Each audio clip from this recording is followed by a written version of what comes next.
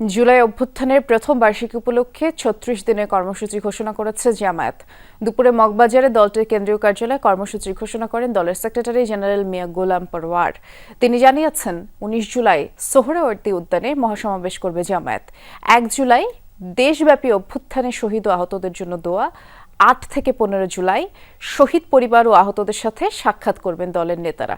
আর ১৬ জুলাই শহীদ আবু সাইদ দিবসে রংপুরে আলোচনা সভা থাকবে। আর ৫ আগস্ট দেশব্যাপী গণমিছিল করবে জামায়াত। এ সময় গোলাম পরওয়ার বলেন, জাতির কাছে জুলাই সনদ তৈরি করা সরকারের প্রতিশ্রুতি রয়েছে।